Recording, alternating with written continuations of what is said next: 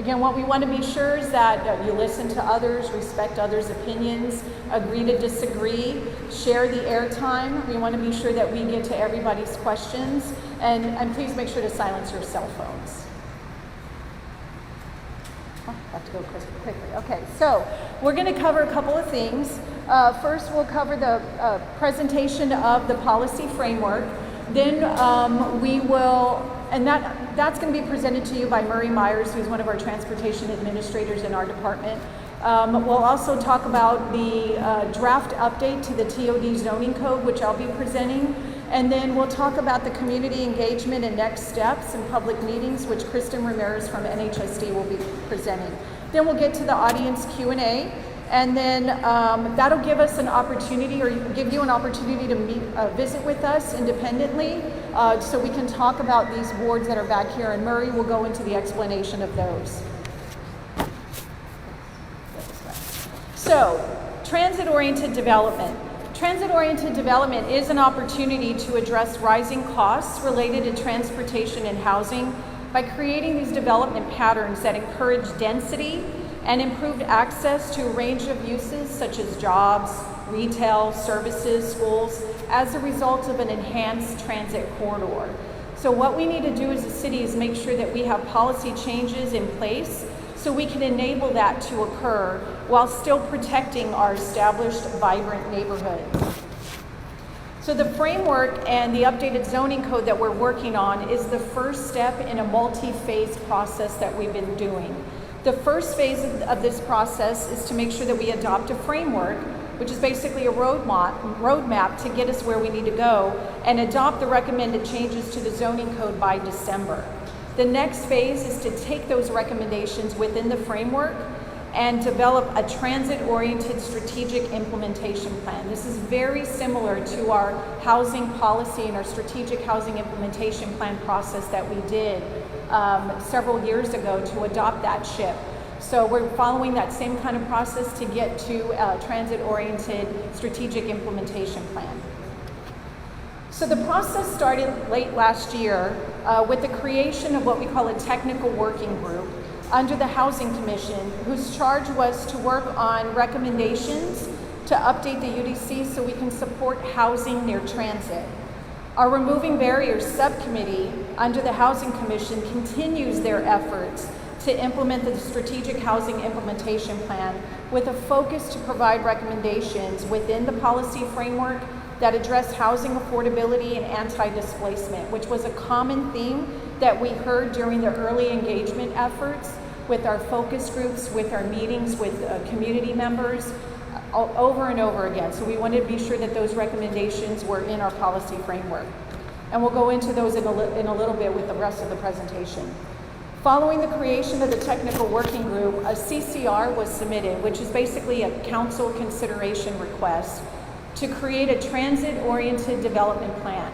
So in January, our governance committee recommended that staff move forward with the development of the plan and the creation of a task force to make recommendations to update our existing TOD zoning code.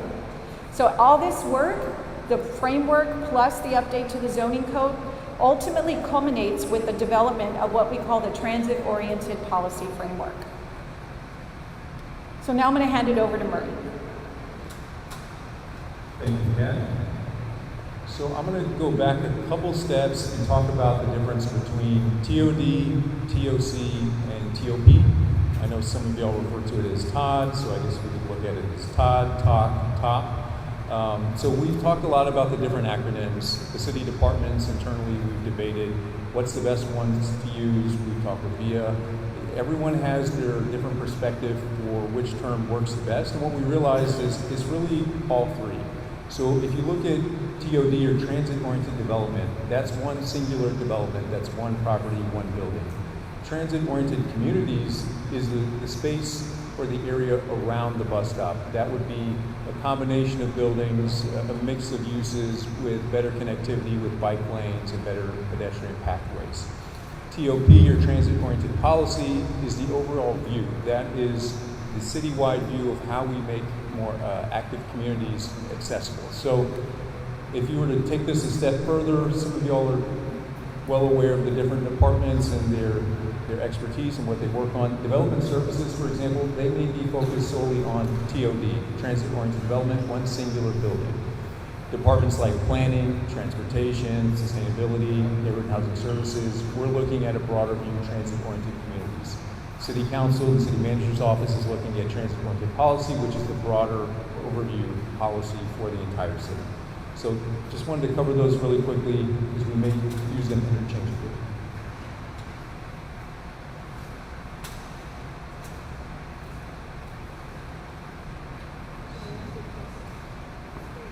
Okay. So what is a framework? It's really a high-level document which includes the city's goals and actions. In 10 words or less, it's the city's guide to building transit-oriented communities. So within our framework, it's your opportunity to tell the city and developers what you want to see in transit-oriented communities. It could be places, it could be features. You may want to see more local shops. You may want to ensure that there's shade structures, there's better trees. All of those is the feedback that we're getting so that we can prioritize the actions within the framework. So starting with every framework, there's principles. With this transit-oriented policy, it's no different. But what is unique about this is the Green Line or bus rapid transit is a game changer to San Antonio. It's the first time it's ever been done. How do you craft principles around something like that? Well, we went back in time, starting with SA Tomorrow. We went back 8 years, and we looked at all these city plans and policies to determine, over the years, what have you all been telling us consistently? So that's thousands of pages of documents reviewing the input that went into these plans, thousands of surveys, thousands of residents, hundreds of meetings, hundreds of stakeholders.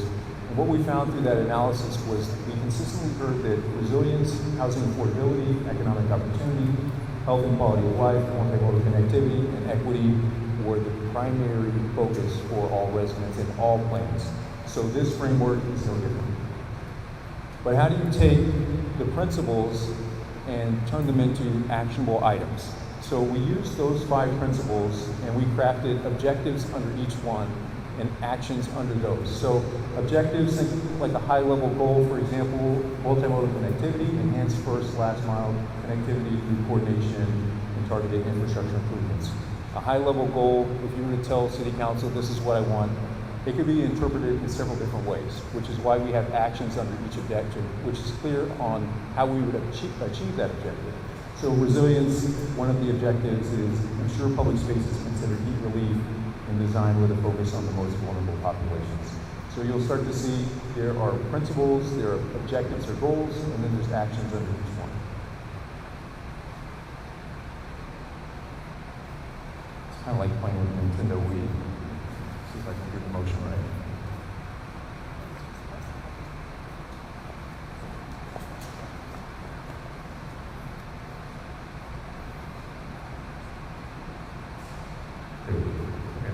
So to cover some examples of those actions, if you look at economic opportunity, the objective, again, is high level, help bolster new and existing businesses while supporting the retention of small businesses.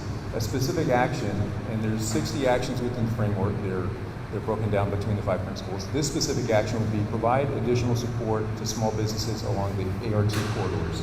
So if you look at the image at the bottom, imagine a development near North Star.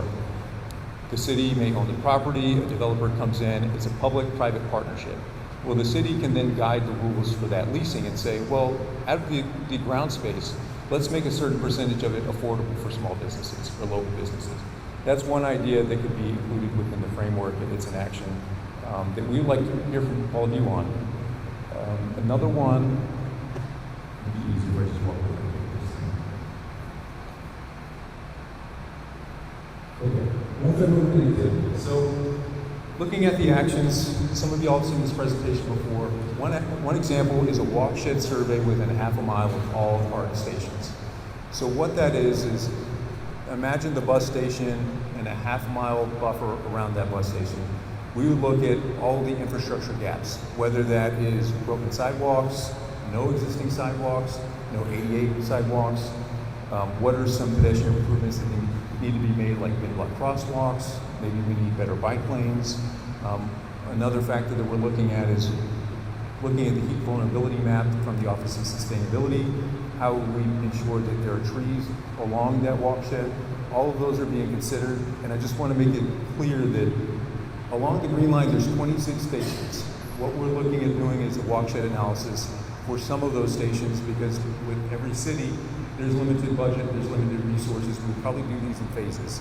To determine that first phase of stations, we're probably going to rely on the data. We're going to look at the equity matrix. We're going to look at the heat vulnerability map provided by sustainability. We're going to look at the crash data, several other data sets to see which ones should be most prioritized based on the safety and the comfort of the pedestrians when it comes to heat. On the next slide,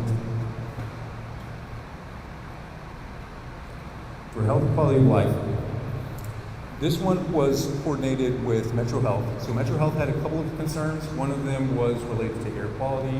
Another one was physical and mental health. This one was a favorite by them because it incorporates better connectivity, better social connectivity within residents. So if you imagine a public space, a public gathering space like this, it provides an opportunity for people to get out, be more active, talk with one another, talk with your neighbors. On the next one with resilience, we heard a lot from the neighborhood association meetings all throughout the summer that this was a key factor with anything related to ART. And also my previous department would probably be disappointed if I didn't mention this. So in 2018, when the city developed the climate projections, what we found, so the climate projections were set for 2050 and 2100. What we found a couple of years ago is we're already hitting the projections for 2050 and 2022. So it's getting hotter much faster, the heat is more extreme, which makes this a more important principle. So for example, one of the objectives is to ensure public spaces consider heat relief. An action or example of that would be to explore every opportunity to increase tree canopy coverage along the ART corridors. So you can see examples here. Cities like Pittsburgh, Phoenix, and others ensure that there's green space around each station. There's stormwater management or green space for bioswales. You can see on the right, there's also green rooftops for bus stations. All of this provide better cooling benefits to the residents and bus riders. And then finally, if you look closely, maybe you can find the wall though. Just so it's not there. So if you take a look at the picture and you look at all the different components, you start to see how they work together. You can see the principles, economic opportunity, and you can see the mix of shops, coffee shops, local shops. You can see resilience, you can see the green spaces, the park spaces. You can see the different housing types. You can see the different multimodal connectivity. You can see the bus, the bike lanes, etc. So really, what we found talking with all the cities is they typically focus on housing and transportation. You need all the pieces for TOD or transit-oriented communities to work correctly. So I'll wrap up there and pass it to Krista.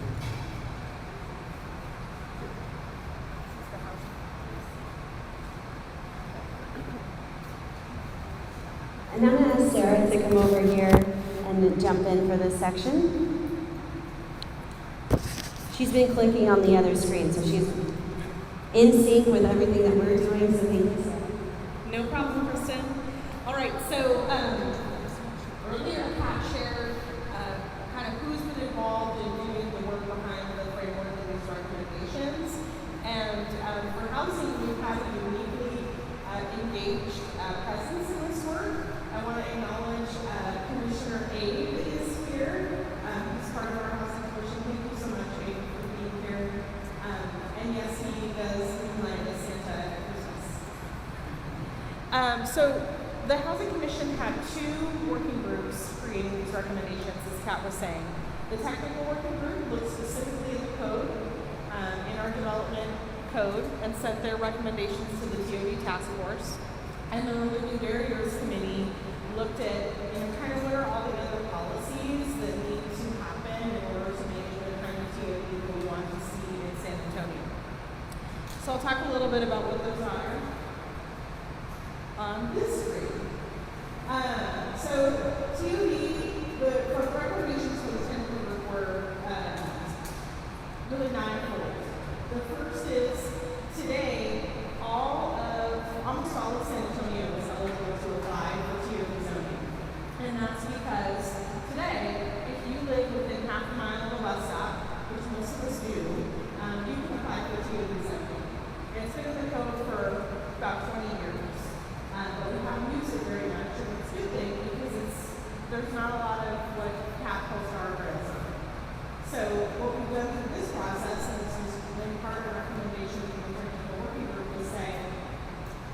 smart about where transit-oriented development goes. It doesn't need to be the entire city.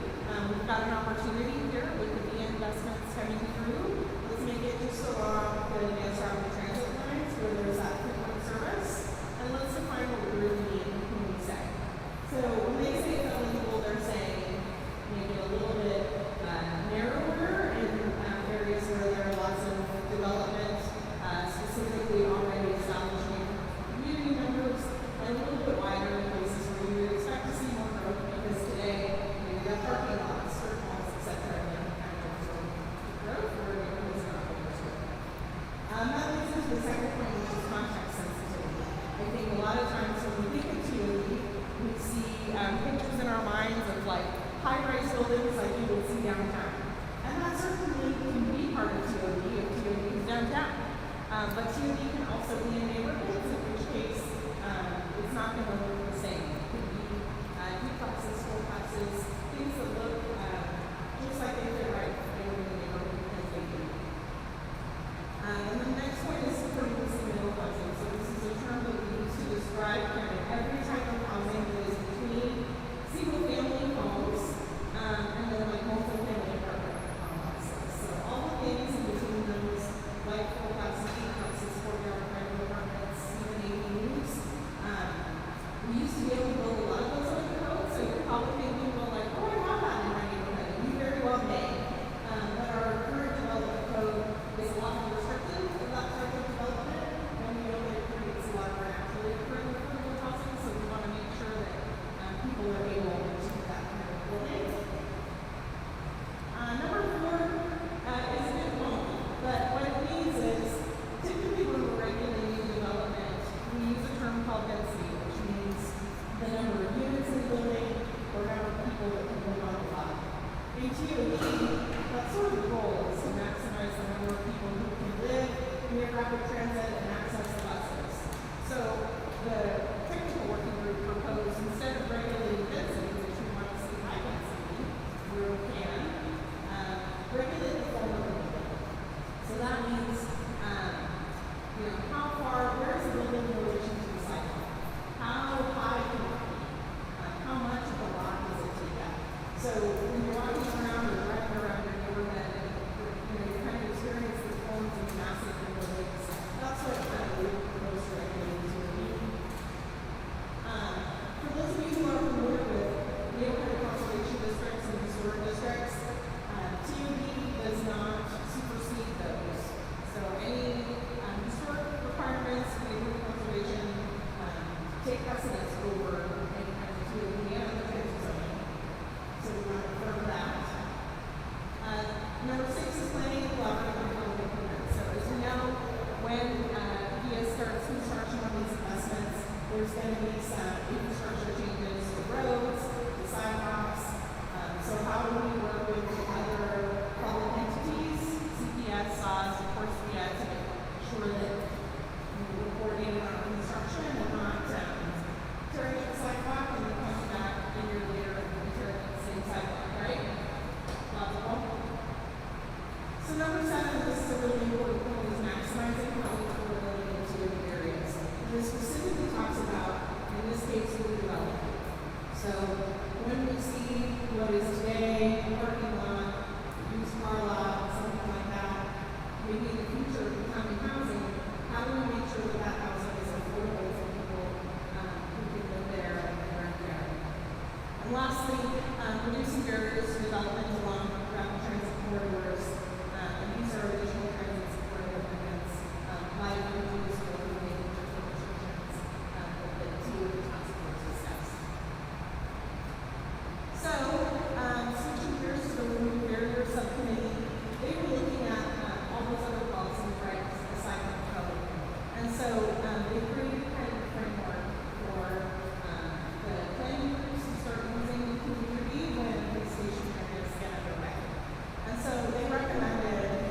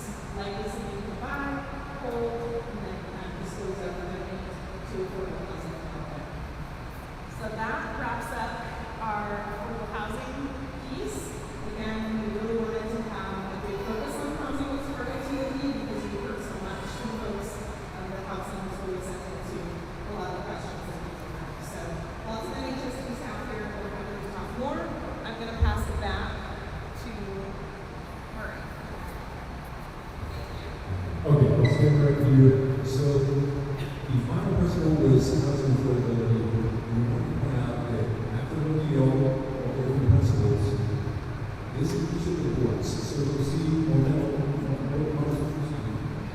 multi-modal activity and resilience. There's a brief description of what that is. Now, there's examples of questions that we just want to get your thoughts. What would you like to see in terms of multi-modal connectivity? Neighborhoods, outlines, sidewalks.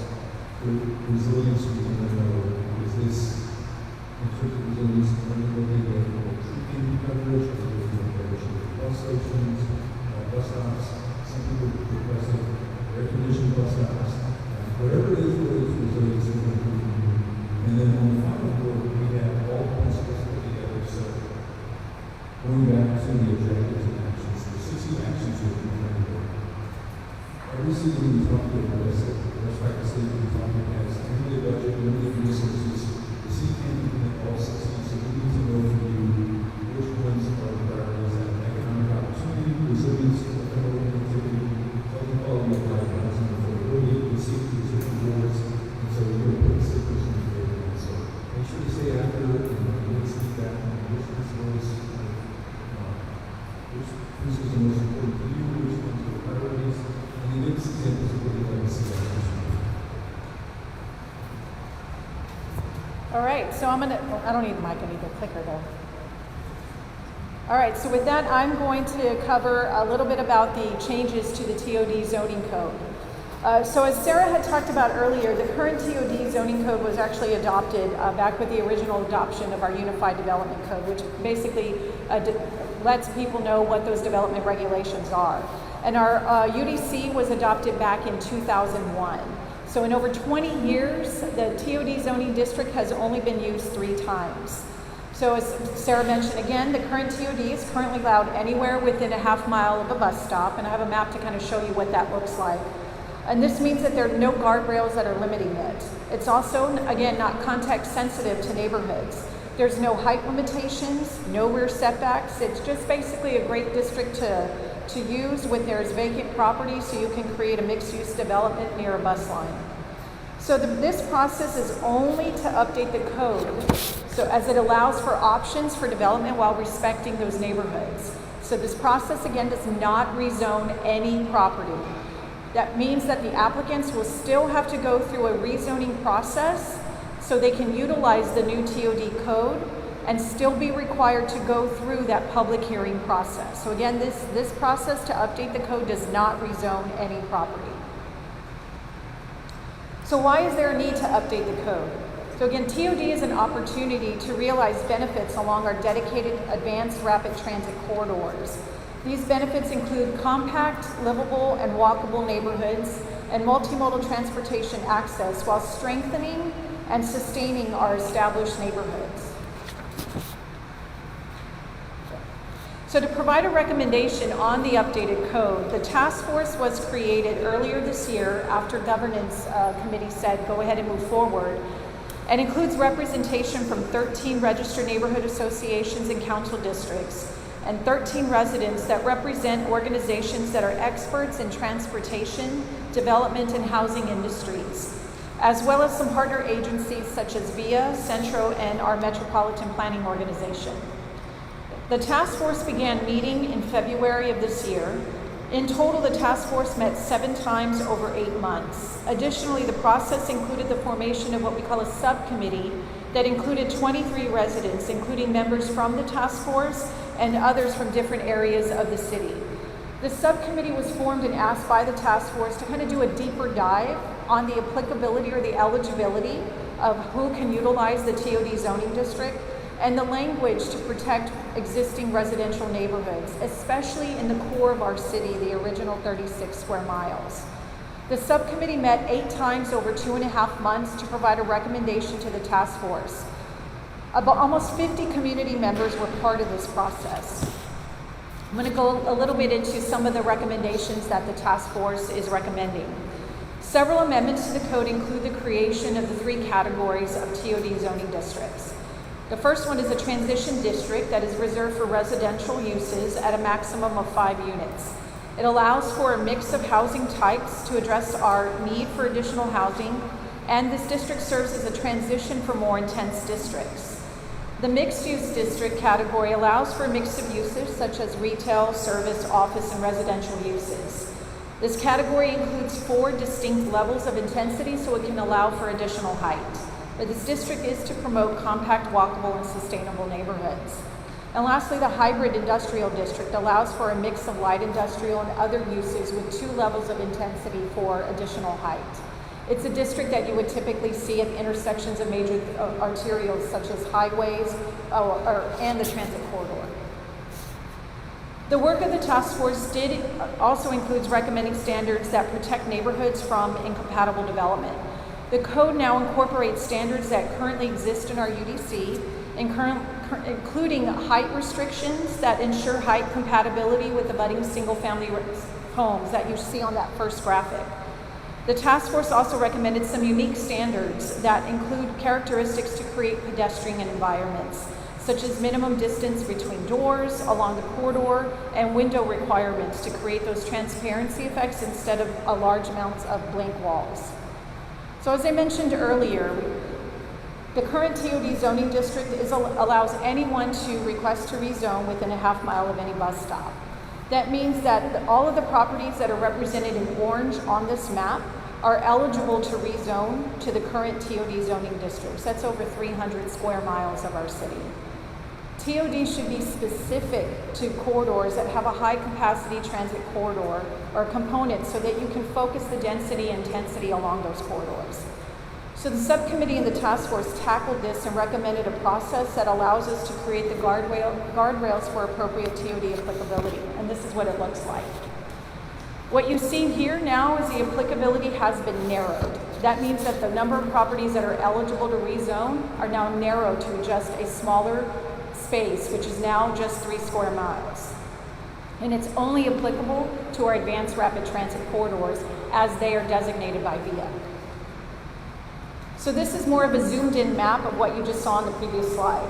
It shows that eligibility of the properties only located along the ARC corridors. This puts the T in TOD. So the process that the task force and the subcommittee did to get to this approach started with the draft code that had recommended a quarter-mile applicability from the street. But the discussion of the task force increased that view since walkability is typically a half mile, which basically represents a 10-minute walk. While a half-mile applicability for TOD is appropriate in some areas along the corridor, there are areas that it drives it directly into the middle of the neighborhood. So that approach that they took was more of a customized approach that you see on this slide that expands the areas where appropriate and contracts them where we need to be sensitive. So here's what's recommended. This is one of the zoomed in maps that you'll see behind me.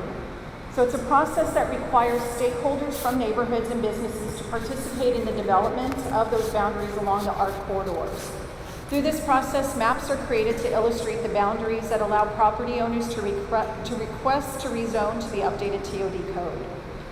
So as the boundaries are developed, they can be sensitive to built-out neighborhoods and still allow for opportunities for TOD development in areas such as our regional centers. And as you can see on this map, the boundary recommended in this section expands around the areas of San Pedro and I-35 while contracting around established neighborhoods as you move north. So this process starts with the green line. As more corridors come online, such as the Silver Line that is currently under development, that process to create those customized maps will have to be followed. So additional provisions in the updated code include protections for neighborhoods, such as excluding properties from being able to rezone to TOD that are equal to or less than a half acre and include a single-family zone property or with a single-family use. This exclusion protects our established residential neighborhoods in our urban core. Additionally, as was mentioned earlier by Sarah, for those properties that are within historic and neighborhood conservation districts, this means that they have to comply with those design standards for those overlay districts. So TOD will basically tell them what goes on the inside while the overlay districts tell them how to design it on the outside. So as I mentioned at the beginning of this presentation, this is a multi-phase process. The plan will further develop the recommendations into actions such as the creation of an economic development toolkit and an investment plan for infrastructure so we can enhance our connectivity to our corridors. Additionally, this plan can identify station areas with plans to illustrate the right type of density and housing affordability and focus our incentives in this area. This work will be done as part of phase 2 over the next year. With that, I'm going to hand it to Kristen, who will talk about the engagement activities and some of our next steps. Thank you, Cass. So hi everyone, I know it was introduced at the beginning, but my name is Kristen Ramirez Ponce. I'm with the city's Neighborhood and Housing Services Department. And so I wanted to give you an introduction for some of you that are new to this space, but kind of reintroduce you to those people who've been involved in this process, kind of let you know what we've been doing on the engagement side with our transit-oriented policy. So we have really had, since this whole effort has started, but really kicking off in June, we've had over 90 touch points out in the community. And you know, whether that is meeting with you all at pop-ups, at community meetings such as this, and also even just having our survey out, newsletters out to you all. So we're trying to find different ways and different methods to get the word out and to get feedback from you all on this really project that we've been working on for a while. So throughout that, again, I mentioned the survey that we had over 1,000 responses from the community. And really we were able to understand the priorities from you all on what transit-oriented policy should start to prioritize. A lot of that information has been really taken into consideration and represented in our transit-oriented policy framework plan and the principles that Murray talked about earlier. So we heard from you all, especially from the community along the Green Line, that really 33% of the community wanted to see connectivity as a priority within this framework and within this effort.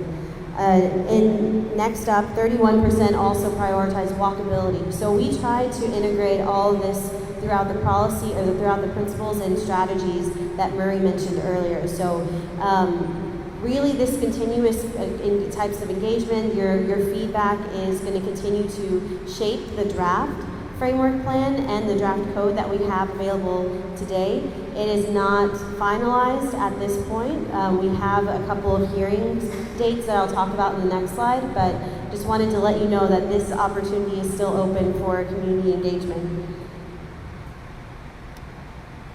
So here's an example of some of the activities that we've been able to have with you all and be out in the community participating in. So you'll see that there are some, again, farmers markets, pop-ups at McNay Tuesday, art museum nights. We've also had a lot of TOD task force meetings, technical meetings with a lot of those entities that Murray and Sarah also mentioned at the beginning of the presentation. So our technical working group, our removing barriers subcommittee, our housing commission, and also a lot of community members that Kat mentioned that participated in that task force. So thank you for your continuous support, and thank you for all the community members that have been able to attend and again provide feedback on all of these engagements. So coming up, we have a really long list of briefings and hearings coming up. So as you can see in November, really starting this week, we'll have zoning commission briefing, then another briefing at planning and community development committee, and then really starting the week after that, that's when we'll start to have more consideration. So that means that's when there will be official motions made from these boards on how they want to either move forward with the TOD code update or also the transit-oriented policy framework. So a lot of these committees will be considering different things, and then ultimately council will look at both items collectively and take that for consideration on December 19th. So there are opportunities, again, for the community to continue to provide input through this phase 1 of our transit-oriented policy work, but also, as Kat mentioned, as we are going to go into phase 2 of really implementing all of this work, starting next year, we will have a lot of touch points with you all on the progress that we are making on some of those specific strategies, whether it is the strategic property acquisition, that land banking that Sarah talked about, or if it's looking at again, walkability and connectivity within neighborhoods. So we will continue to touch base and to ask for your input as we work on these, implementing a lot of these strategies. So I know we're going to open it up to, and I'm going to pass it to Joe for our question and answer session, but I wanted to let you all know that we have comment cards that Maribel has, and she's holding up right now. If you are able to, and if you have questions, and you don't feel like you want to hold the mic and actually share those questions in this space, but you want to write something down, please feel free to write on a comment card, and we can also make sure that those are passed up, and Joe can work with us to get those addressed in this meeting. Or if you want to tell us that it's a question that you want followed up by an email, if that's your preference, let us know because we can do that as well. But we will also have people holding and passing out mics to you all. So if you want a comment card, please raise your hand, and Maribel is coming around and she'll be passing them out.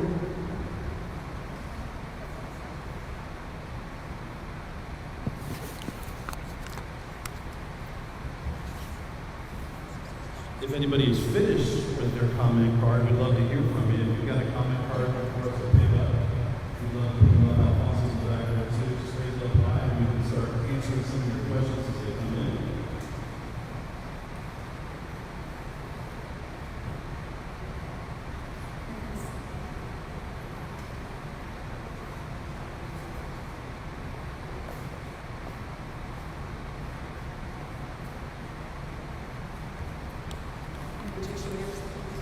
I'm a little blind these days. All right, question number one. Will TOD do a door-to-door information program to reach more residents? It's a good question. So right now we are just doing the policy framework, which is the, again, as we mentioned before, it's the roadmap that tells us what those recommendations are to move, to really dig into over the next year. The TOD zoning code update is also just an opportunity to update the code itself. So again, we create those restrictions and limitations. During phase 2, as we are working on those components for implementation, one of those examples and that we're going to be working on is sort of a watershed analysis of those areas within a half mile of the station areas. We need to determine how to prioritize what those station areas are, but at that point, that's when we're really going to engage those neighborhoods, because you know where those problems exist in your neighborhood, where those sidewalk gaps are, where those connectivity issues are, and so that's when we're really going to engage, so we can talk about how that process is implemented moving forward. Question number 2, what explicitly will happen under the railroad bridge? I think that's a question for Leah. Do you want to hand him the mic? Here you go.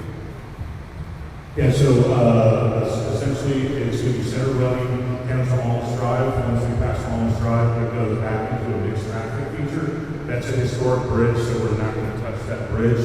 And then once we get underneath the bridge, there will be right by the old gyms and the Walgreens, there will be side stations. We fitted into the current footprint right there, and then we're going to be doing the little red intersection, but we're not going to touch that historic railroad bridge. Thank you for that. How is the change to zoning not requiring notice by mail to residents along TOD, as this will affect individuals, homes, and land values, something zoning protects? Great question. So as I mentioned earlier, an update to the code itself is not a rezoning of the property. So this is not changing any of the current zoning on people's properties. What we're doing is we're just modifying the code. Some examples that the city has done is we updated our infill development zone, which is another type of special district that we went through a process back in 2017, 2018 to update the IDZ code. And it created different categories. It also created some limitations and restrictions. It refined the code that was already currently in place. When that process happened, again, updating the code is not the same thing as rezoning. So By state law, there is no requirement to notify anybody when you're just updating the code, but there is a requirement when you are rezoning property. So another code update that we went through is short-term rental. When we established the short-term rental ordinance, there was no notification to the entire city to let them know we have new regulations that are being put in place. When the STR ordinance was updated, I want to say in the last year, again, no notification was required because, again, it's not a rezoning. But if property is rezoned, that will require a notification process that has to meet state law as well as our city code. We have somebody in the audience who would like to speak. Hey, good morning. According to a memo that I received with the local records class, it appears that developers aren't necessarily on board with both the green line as well as TOD. You've stated in previous meetings that there will be no displacement. This memo, however, clearly states that the developers believe that there will be displacement. As a matter of fact, they're saying that they're encouraging the city to use all language that talks about just anti-displacement. So I think the city is not being truthful with regards to this type of displacement. And despite this memo saying that the displacement will occur in a humane manner, we know it never comes out that way. That memo also talks about that market is working against walkability. And the other concern is that the UDC amendments will eliminate the traffic impact analysis. This simply will destroy the neighborhood and lead to fatalities, especially since y'all are extending the boundaries to Blanco and Jones-Mosburg, which already have significant traffic issues. Again, there will be fatalities, and that will come about because you did not engage the neighborhoods early on this process. And finally, the notices that y'all are sending out on the postcards, it's not effective. It does not tell what is really happening, especially for those commercial businesses that are on the corridor. They have no idea they're about to lose some of their ability to use the land as they're currently able to do so. I know they're saying this is not a zoning change, but it's disingenuous that you take a simple postcard that has a couple of few graphics on it and come to our website. Again, these individuals are not even aware of the true impact of what's about to come down, especially when after TOD passes, they can come in with a large area of rezoning. Thank you. Thank you for your question. So as Sarah kind of makes her way down, I'm going to have you talk a little bit about the recommendations for anti-displacement. So as we mentioned earlier, there were focus group meetings that we had so that way we can hear from different organizations, different community members, different stakeholders. One of those focus groups was also the development community because they're also part of our city, part of the stakeholders in order to create the different opportunities for development. And I believe we met with them back in August, which was prior to when the framework was drafted, as well as the completion of the zoning code. And so it was important to hear from them what their concerns were, and that's what was the purpose of the focus group. Yes, they had concerns with displacement, and that's what they highlighted, and that's what the report captured based on that focus group. And that was the reason why that was one of the big drivers. Again, they weren't the only group that talked about concerns related to displacement. And there were other groups that did that as well, and that's why it was important. And who has the mic? If we can pass it to Sarah.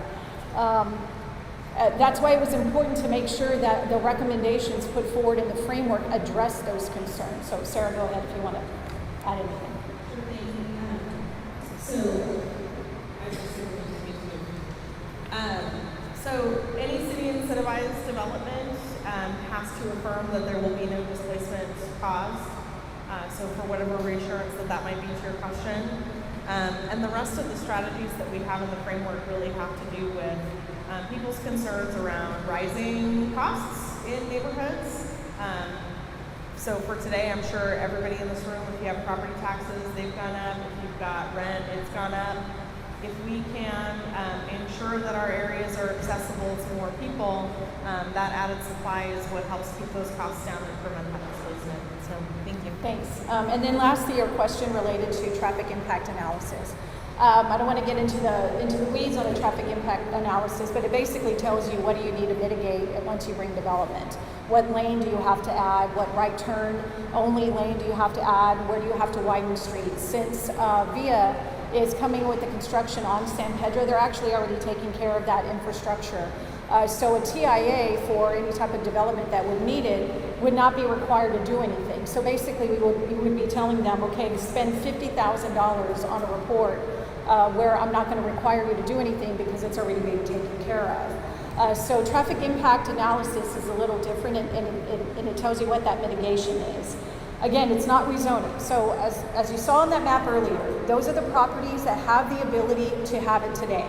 As we develop the narrower maps, those properties within those boundaries that you see here keep that ability to be able to rezone.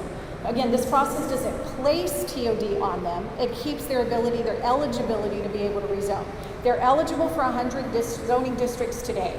I can rezone to C2. I can rezone to R6. I can rezone to all 100.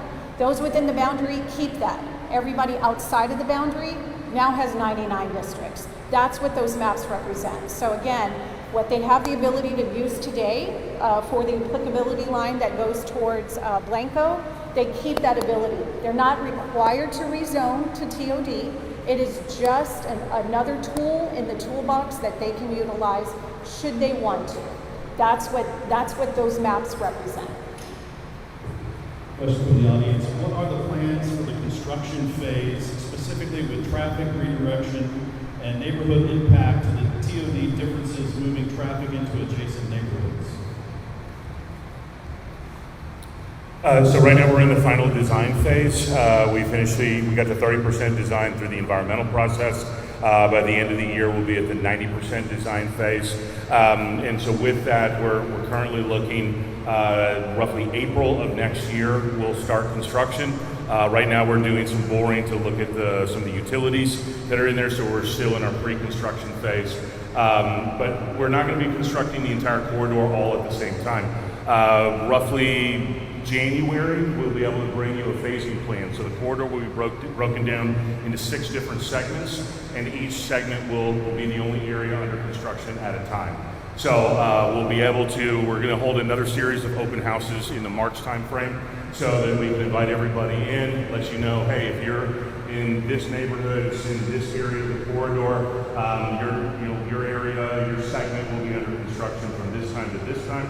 And so that's roughly you'll only be impacted 4 months at a time, based on the way we're going to do the construction. Stay there for a minute, Tom. Can you explain what the ART is and speak about additional ART lines and the timing for those? Sure. So the federal government actually talks about a BRT, a bus rapid transit. We named it Advanced Rapid Transit. So it's essentially the same thing. If you look up bus rapid transit online, it's the same thing. It has a series of dedicated or priority lanes to move buses and traffic through faster. So an ART line is not just a transit project, it's a transportation project. So there's multiple things that go into it, such as in certain areas, medians, certain, upgrading light signals, better multimodal transportation, sidewalks, all these sorts of things go into creating a much faster movement through the corridor. We are working on a second ART line, the Silver Line. This stuff starts roughly in the Arlington the Lake area, goes all the way through downtown to the Frost Bank Center. And so that one we're just about to start the environmental process, so it's very early on in that.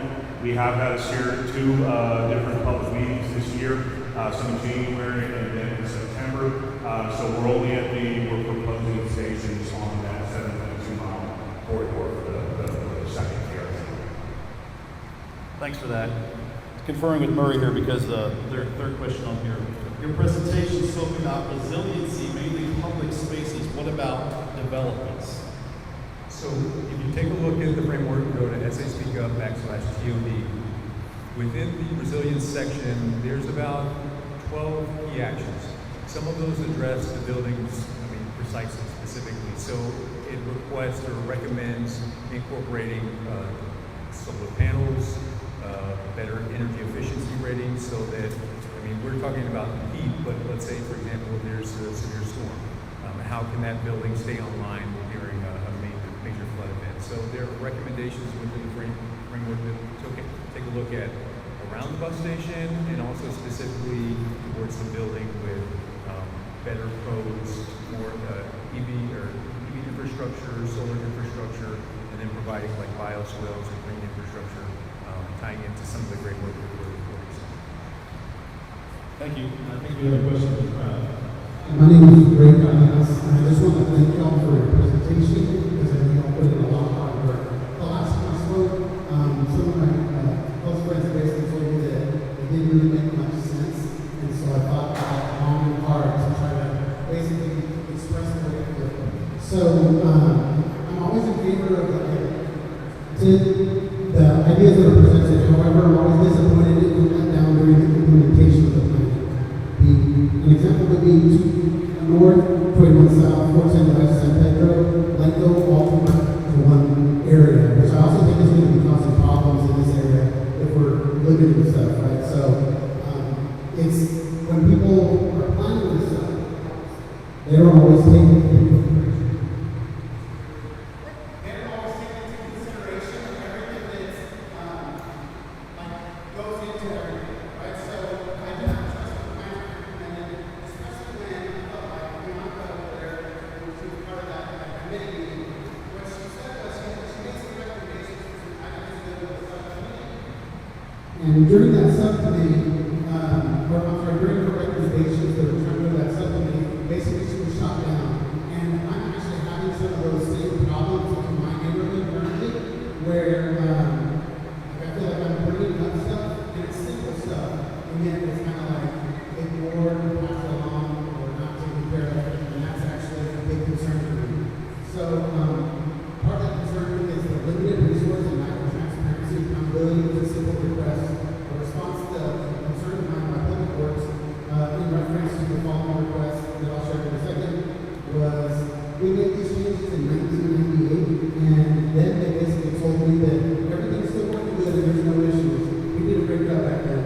So those first request numbers were 101-986-400, 101-986-401, and I was working, and I sent those to Captain Blue and Elida Bami. And so this experience has been unacceptable along with other issues. I'm currently compiling all the data and facts. Another example would be CPS. In order to click down a small guide wire, I had to get 3 phone calls. January 4th at 8 a.m., January 19th at 1:19 p.m., January 19th at 1:51 p.m., and an email just to get a response January 19th at 1:48 p.m. This was eventually resolved on February 13th, 2024. Also, I have multiple of the same issues that are recurring. I'm almost at, I swear, I'm almost at. With all of my problems, I was out. I get a little bit of grace.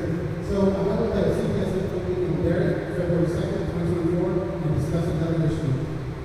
This was finally resolved 8 months later, October 18th, 2024. My big concern,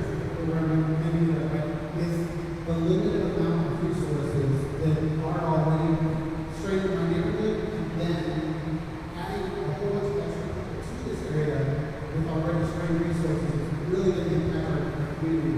And that's my big concern. If I can get the service now, how am I going to get service later when we have more difficulties? Thank you.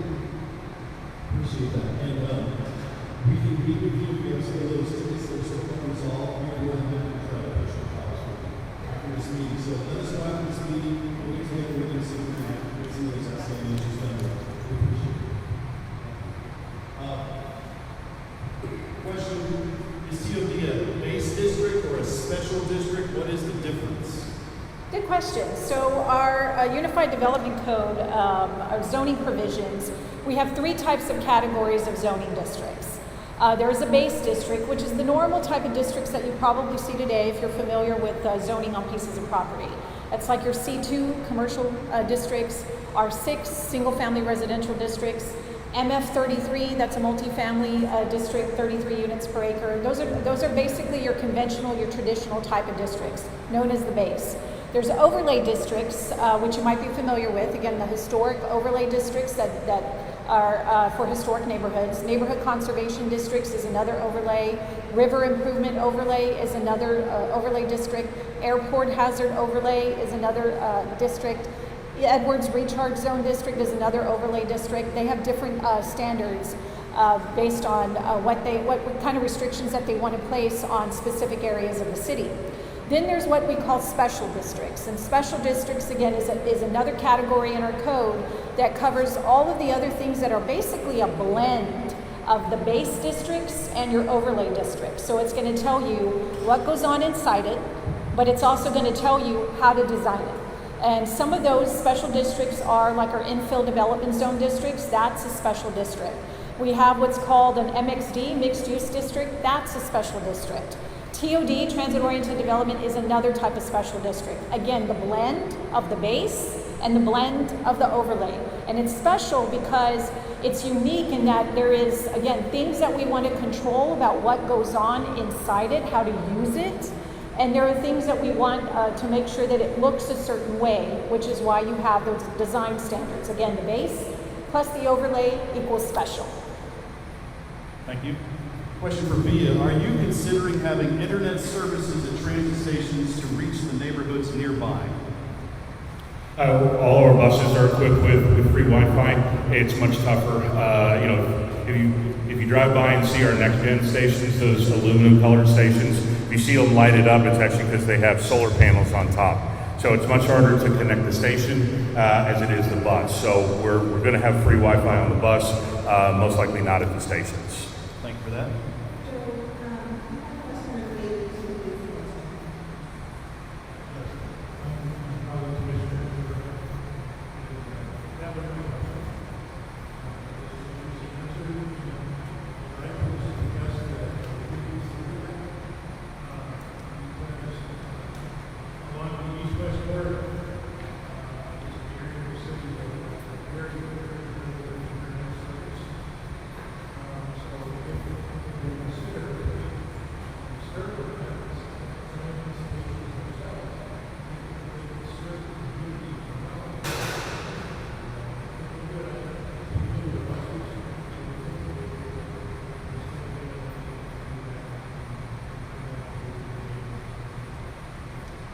The city and the county they're working on the internet desert areas. We would happily, they have a little, Wi-Fi extender that they want to add to our station. We'd happily work with them on that. It's easier on our buses to put that on there. So we can work with them in the future, to see how we can incorporate that in there, especially for East West. Right now, it's not part of the design for East West. But it's a good point because it's something that the city explored, especially early on in the pandemic. I think our ITSD worked with one of the school districts, I want to say on the south of downtown, to co-locate antennas, so that way you had you brought more broadband wireless capability, because again the schools were closed, and so some of those students needed access to Wi-Fi. So that is something that we can further explore.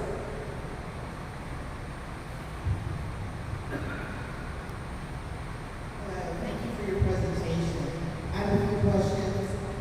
Number one, regarding your protection of neighborhoods, specifically the single-family residential exclusion. You mentioned the Planning Commission Technical Advisory Committee's recommendation to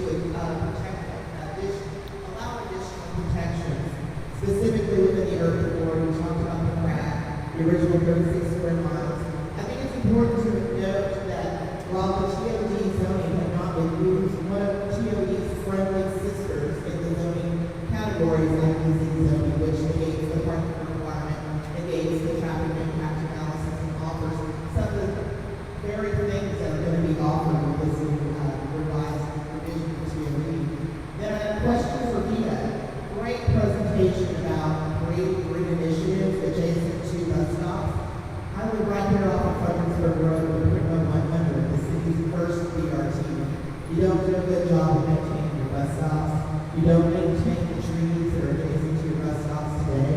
you don't water them, you don't trim them, and you don't landscape them. So my question to you, I love the concept, but unfortunately, we get an implementation that falls by the wayside. So is it in the right-of-way agreement between the city and VIA to operate on this corridor, to have that green stage, to have those areas as part of the plan and part of the maintenance plan? And then lastly, I'd be remiss if I didn't ask about the rendering that you provided, which is the setback that shows the wedding cake, the protection of the neighborhood.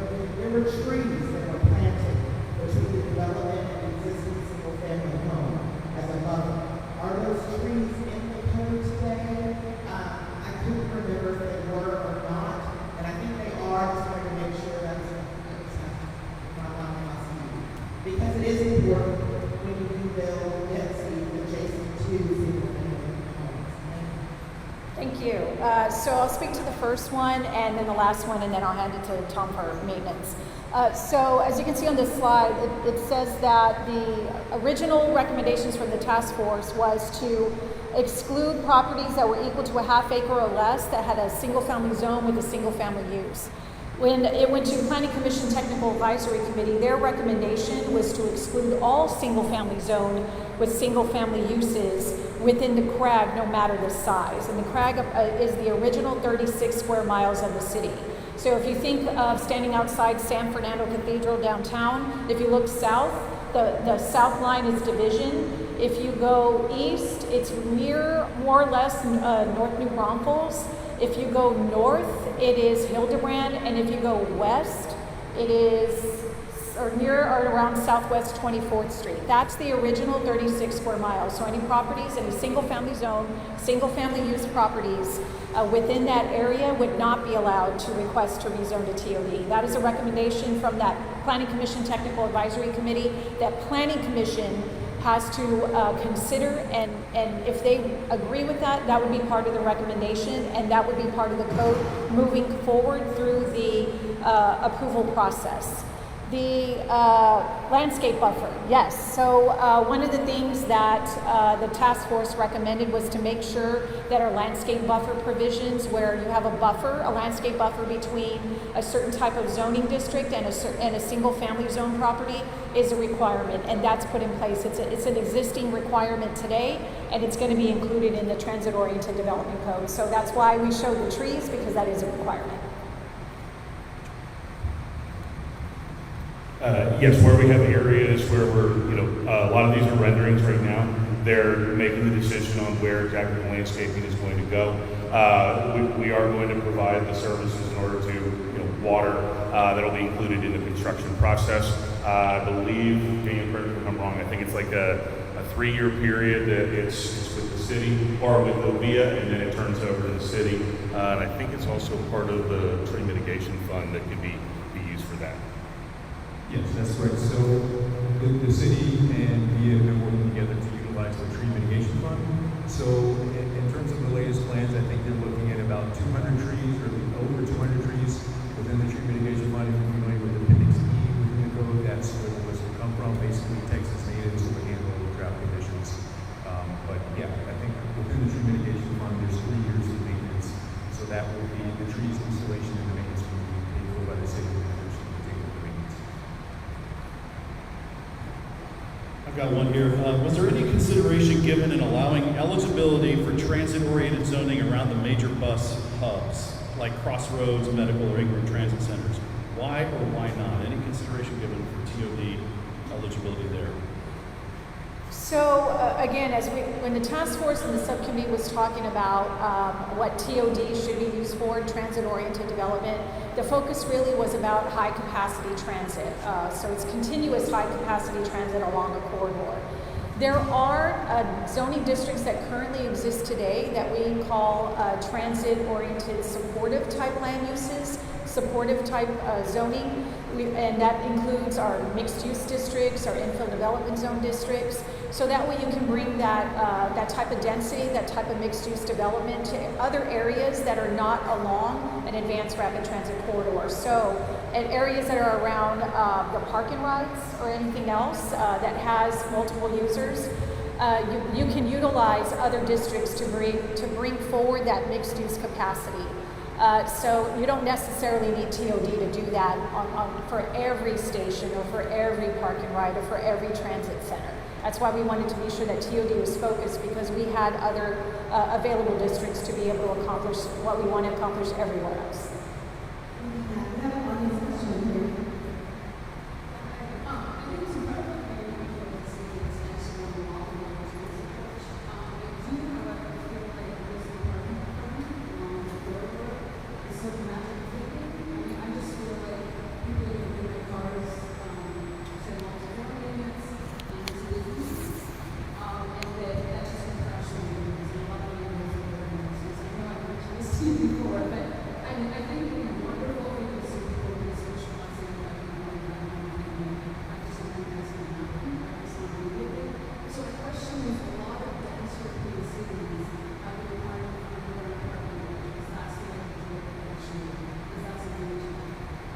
So what you're referring to is the task force recommended something that we're trying with this TOD. So many cities across the country, when they have TOD, again, you're bringing that mass transit, that advanced rapid transit line. That is something that you can't see today. In San Antonio, we're very much about, I got to see it to believe it. I got to touch it, I got to feel to make sure that it is something that works. So we don't have that in place today. So right now we're looking through a lens of trying to see potential in the future without seeing how it can work right now.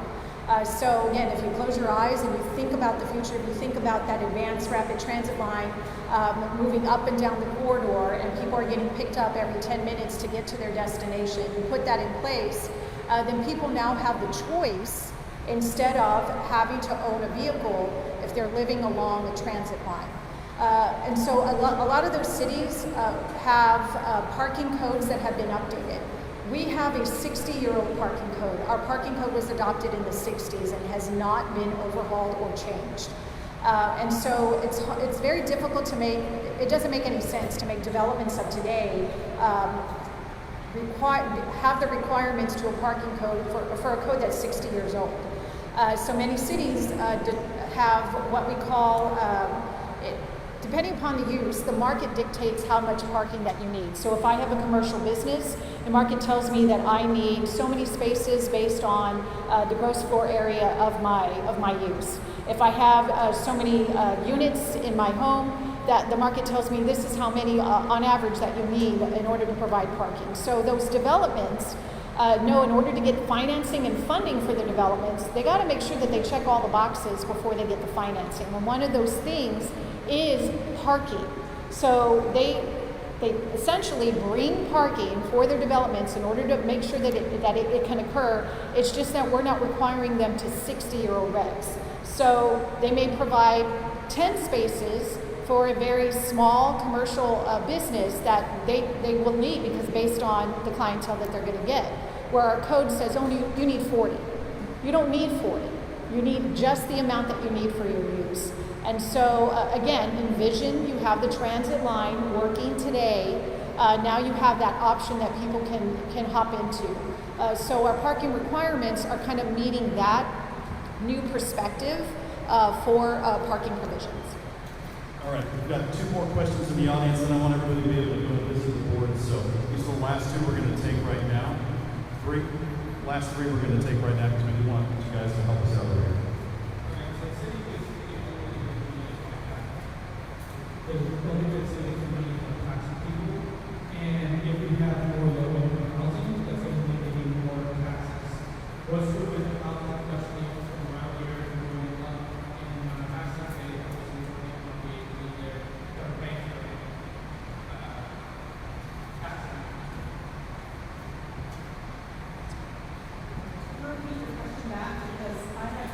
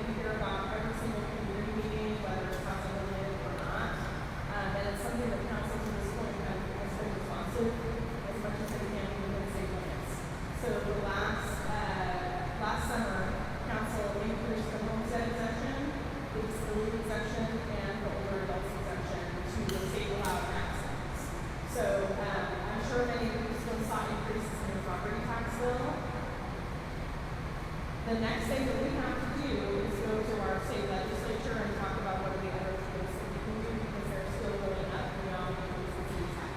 One of the things that we would specifically like to see is what's called a circuit breaker. That means that for folks who have low incomes right now or being taxed out of their homes, right, your income isn't going up, property taxes sure are. So a circuit breaker would say, once your property taxes reach a certain level of your income, they freeze. There's no more increase in them. The cities cannot do that today. The state has preempted that. So we are basically now we've done everything that we can in increasing exemptions. Now we have to work with the state on increasing the lots.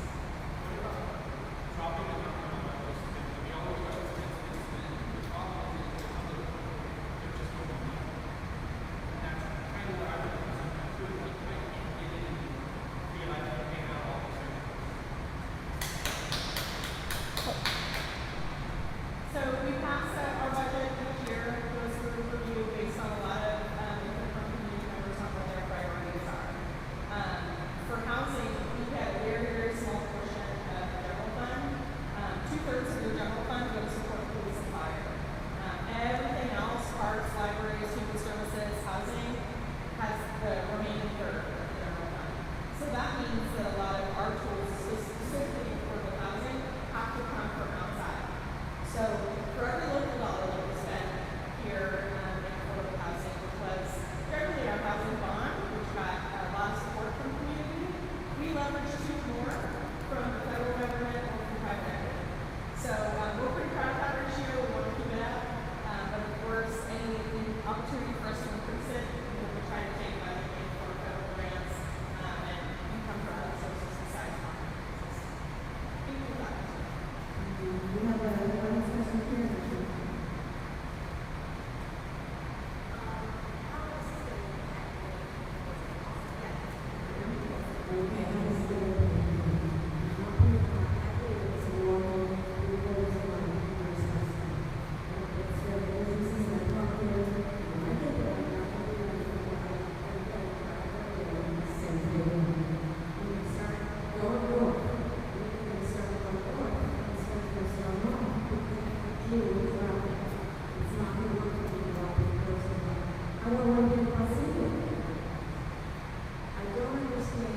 The disruption is my problem.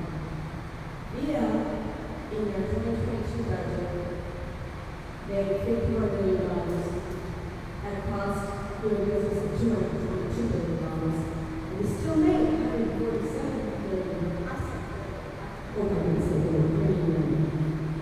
they still made $147 million because their receipts from sales tax and grants, other taxes, was so much higher than their $22 million cost of doing business. I don't know where that $147 million is, where it is now, but I know it is now asking for another tax on their cell phones. They want more money. All this costs money. The housing, what was mentioned with the housing. San Antonio Housing Authority today manages, works with the home. $500 million in property here in San Antonio, which pays no property tax. It's going crazy. We are a generation who are putting a lot of bills that we have to be paying by our children. 22% of our annual budget now is called capital improvements. Capital. That means the money we borrow. 22% is in the budget comes from money borrowed. All of this, the magic machine down when they want to do the Spurs new stadium downtown, baseball stadium, they want to do a $1 billion thing over by Blacknett. They're reading all about these bills in the paper. And our generation, the young people today, they can't pay their college loans. They're going to have to pay off all these loans. Why are we doing this for $51 million worth of passenger service?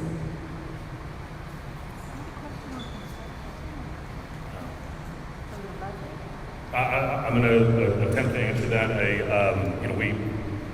We are a sales tax funded entity. We're a public entity, so we're not a private entity. We're not a profit loss entity. So the money that we bring in, we're responsible for paying out to the citizens for the service that we provide.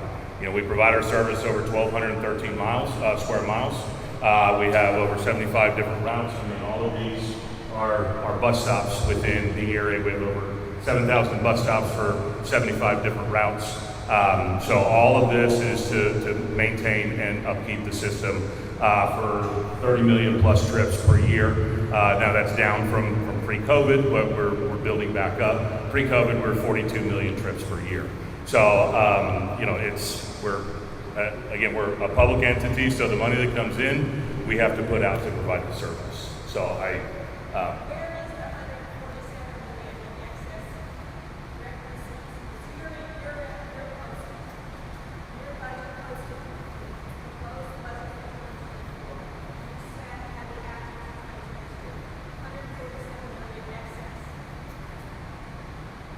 we're working with the federal government for grant funding for our 2ART homes, and so it's not just the sales tax, we also have the grant funding.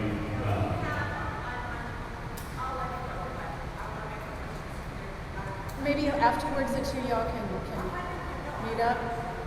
Okay.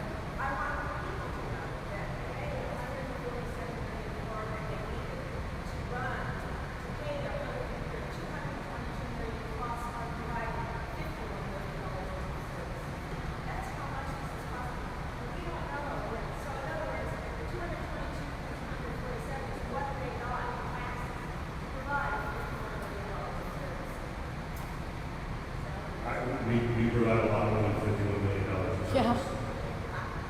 That's true.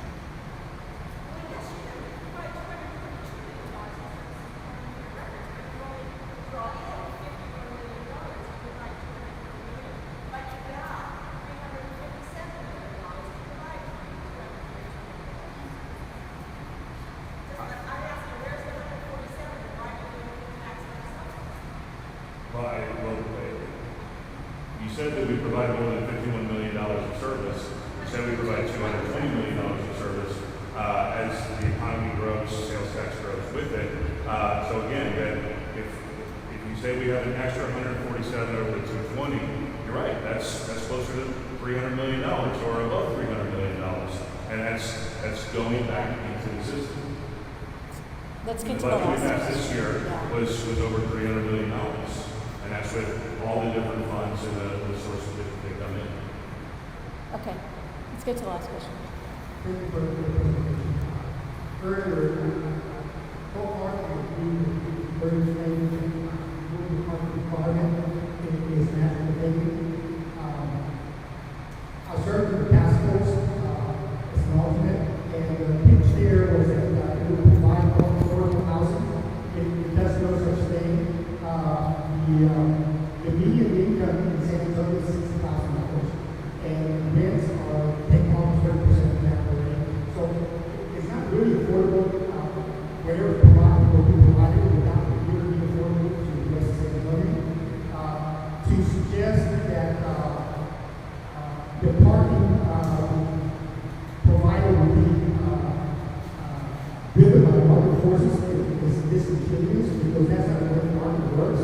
If the competition is not building parking in their development, it doesn't make any other developer provide additional funding or expenses to provide parking. So I don't agree that removing parking should be in TOD. The other thing is that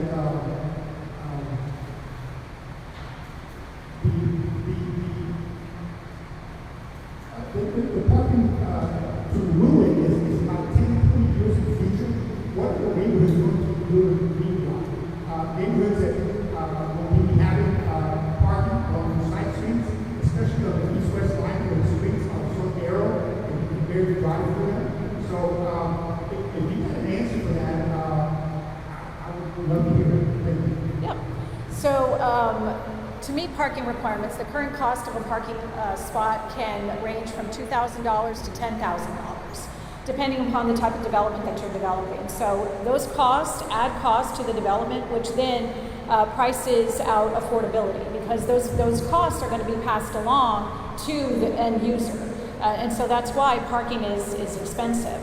So again, as I mentioned earlier, when developments happen, they do provide the minimum parking that they need in order to make their developments work. But that minimum parking is not equal to the minimum parking requirement in our code. Our code has not been updated and it needs to be updated. But for now, what we need to do is, again, you have a transit line, you have a bus line that is more, I think it's fine. That is more frequent than it is today. So now you have those options for people to use transit instead of having to own a vehicle. Now, if there is users that are going to those developments more than the actual parking that they are providing, where do they end up parking? And those things can be addressed through other things that we have available in our code to make sure that we aren't impacting those single-family residential neighborhoods. There's a lot of opportunities to explore. One of those things that was brought up at the Planning Commission Technical Advisory Committee was a residential permit parking program. There's also things that other neighborhoods have explored, which include no parking signs along certain lengths of their streets on certain sides. Again, that's what the neighborhood can kind of help to provide input into. Again, we're not saying they're not going to ever require parking. It's just that they're going to bring the parking that they need in order to make their project work.